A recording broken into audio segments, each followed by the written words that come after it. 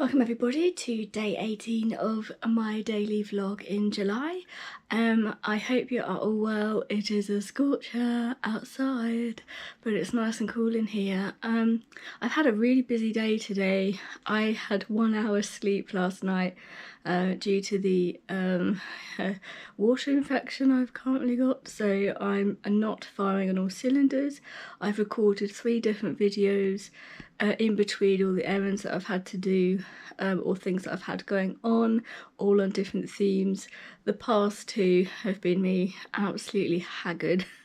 And I've perked up a little bit, so I thought, well, let's give it a final try, and I've got some inspiration. So without further ado, I've just come back from Decathlon. I was hoping they were gonna have my order in, because I've ordered the what's it called, the chair mat for my camping chair, but it hasn't come in.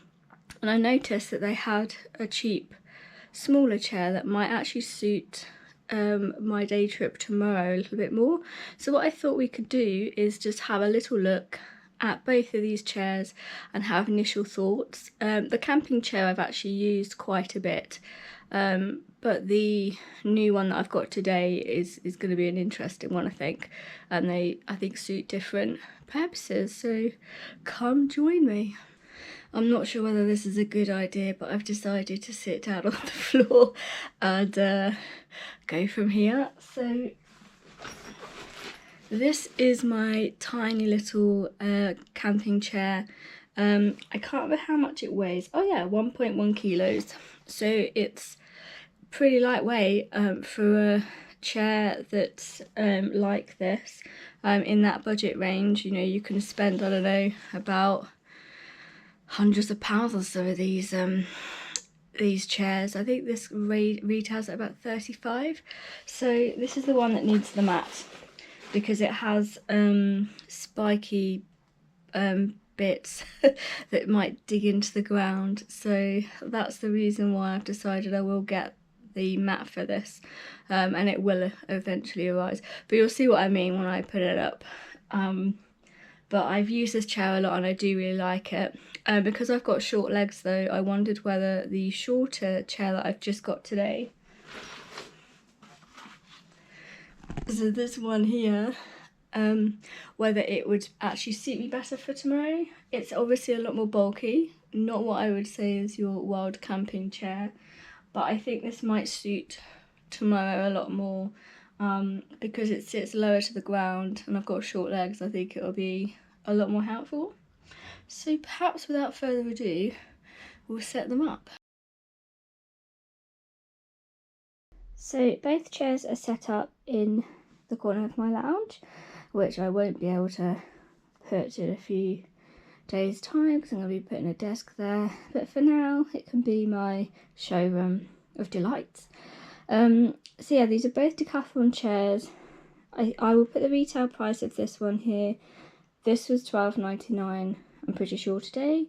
And they both weigh a very similar amount. But as I say, this one's more bulky, and this one comes in its own little case, which is handy. So my purpose really today is just to sit in both of them and see what the difference is, because I assumed this one I would be sitting much higher up. And actually it doesn't look like it's that much. The reason why I got this low one was because I'm so little. I thought it would be better. So what I'm going to do now is I'll have a sit down and I can tell you what I think. So I'm currently sat in the taller chair and I've forgotten how comfortable this is. So nice. You can sit back really nicely, you can sit forwards really well, and I remember watching a video on this chair on the Decathlon website, and they really have thought about the angle so that you can sit up and sit back. The only thing I think being on the slight larger side is that right at the front I can start to feel the edge of the seat, so if I'm there all day tomorrow, that could be a bit uncomfortable, so I'd be interested to see how I feel sat in the other chair. So I am in the smaller chair that I bought today, the squarer shaped one, and you definitely feel a difference. I feel it doesn't support my back in quite the same way. It has a really nice back support, but I feel like you can definitely feel that there's an area where you're not supported, whereas the tub-like feel of the more expensive chair next to me, definitely you definitely feel more cocooned. And I don't know whether you feel that natural ability to sit forwards and back necessarily, but one of the perks of this is it definitely is lower and my feet touch the ground an awful lot more easily. So being I'm 4'9" and I've got tiny legs really, so I do find it really difficult with chairs, and I think this does suit me better. It just doesn't have the lower back support that the other chair has. So I'm in two minds really, because I could easily take both of these. I'm gonna have to carry them.